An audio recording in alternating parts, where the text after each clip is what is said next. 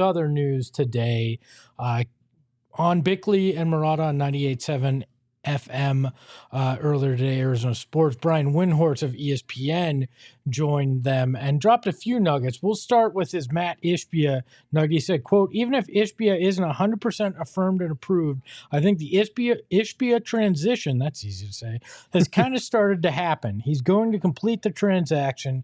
The way that I know that is that Robert Sarver has allowed him to come in and meet his people. I think there are more meetings scheduled. I wouldn't be surprised if you saw him being Ishbia at a Suns game soon.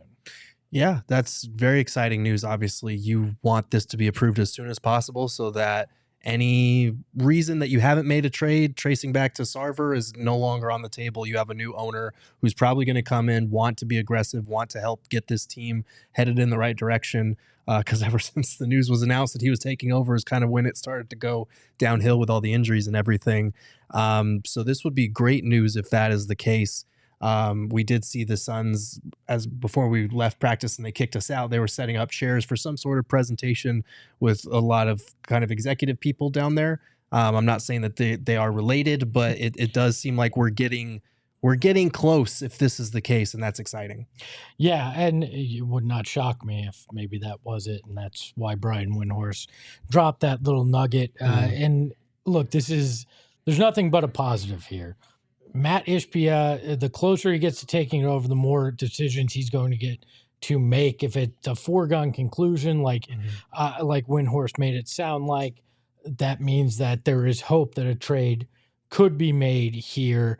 And Windhorst also in this interview kind of intimated that Ishbia had made hires. Now, supposedly kind of backtracked. He's like, I meant the hires that he made to acquire the team. I don't buy that. I think that was one of those, I said something I shouldn't have said and insinuated, but I'm betting there will be changes on the business side is probably what he's talked about. And it would not shock me if there's other moves to be made there. But I like that it sounds like Ishbia is being proactive, going out there with the mindset of I want to make change. I want to have a positive impact on this franchise from word one.